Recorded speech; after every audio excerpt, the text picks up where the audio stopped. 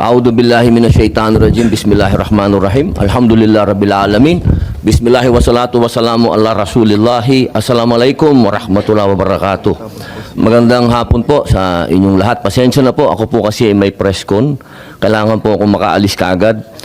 Gusto ko lamang pong iparating sa lahat na wala na po dito si Pangulong Rodrigo Roa Duterte. Ito po mga pinag-uusapan natin. Ito po ay pagsuporta lang namin kay Senator Amy. Pero alam niyo po, sa ating mga magigiting na panauhin dito, napaka-ironic lamang po na alam naman po natin lahat, batid natin lahat, na dadalawang pangulo lang po ang lumaban sa komunista. Una, si Ferdinand Marcos Sr. Ano po ang nangyari? Inalis natin sa bansa. Ang sumunod na lumaban po sa komunista ay si Pangulong Rodrigo Roa Duterte. Ang tanong ko lamang po sa PNP, hindi ko po kayo hinuhusgahan. Hindi po ba nyo tinanong man lang sa mga nag-uutos po sa inyo kung bakit natin dadalhin sa The Hague ang ating dating Pangulo na alam naman po natin na buhay ang Communist Party sa Netherlands. Alam naman po natin na hinihingi natin dati na i-transport dito si Joma Sison dalhin dito sa Pilipinas. Pero nagkabaliktad po, ang tinransport natin ay yung dating Pangulo natin na lumaban sa komunista.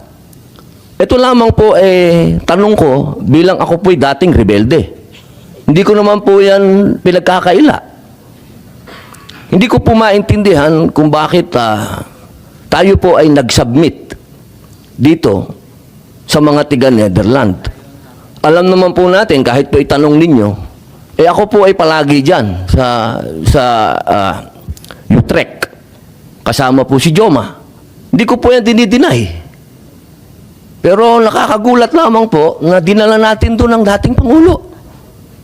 Yun po ba, hindi po ba alam ng PNP na karamihan po sa mga dumadating na pera sa komunista, sa mga terorista, ay galing po sa abroad?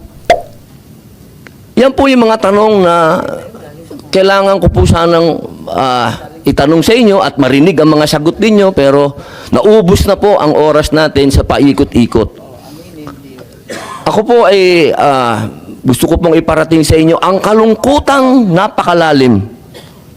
Sapagkat sama-sama po tayong lumaban. Gusto po natin ng law and order sa ating bansa. Pero pagdating po sa kaduluduluhan, alam niyo po, General Torre, congratulations, nakadalawang medalya na po kayo. Pero alam niyo po, sir, nalulungkot po ako dahil yung katapangan po ninyo, sir, medyo nakalulungkot po. Bakit? Napakatanda na po ni former President, sir. Ako naman po, tagahanga ninyo sa pagkamatapang ninyo, sir, pero napakatanda na po ni former President. At alam naman po natin, sir, na lumaban yan sa komunista. Alam niyo yan, sir. Sana naging konting, lang po tayo ba?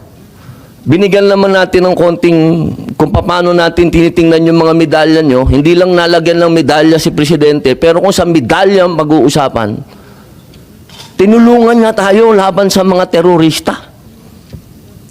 Yun lamang po, sir. Sana napakasakit isipin.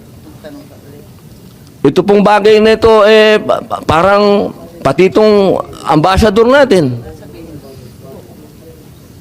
Ano po ba talaga ito po ba talagang operation para may aalis dito ang ating dating Pangulo?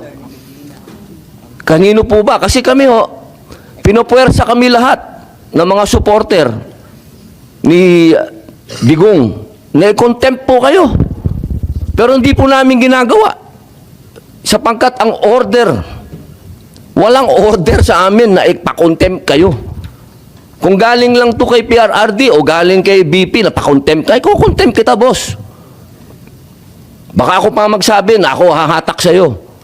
Pero hindi ko ginagawa, boss. Kasi walang order sa amin na gawin sa inyo yan. Ang natatandaan lang po namin na sinabi ni PRRD na malinaw na ginagawa ng pulis ang order sa kanila. Kaya po namin kayo nirirespeto, sir, dahil yun ang sinabi ng boss namin. Yun ang sinabi ng chairman ng PDP. na ginagawa lang ng pulis ang trabaho nila. Pero sana naman, sir, isipin din natin kung anong itinanim ni PRRD sa bansang ito. Nilabanan natin ng komunista.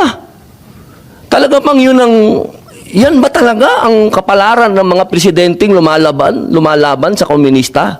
Isang in-exile, tas isang sinurrender? Ano ba po talaga itong bansa natin? Tayo po ba'y demokratiko talaga? Tayo po ba'y under control ng komunista? Yun lamang po. Maraming salamat po sa inyong lahat. Magandang hapon.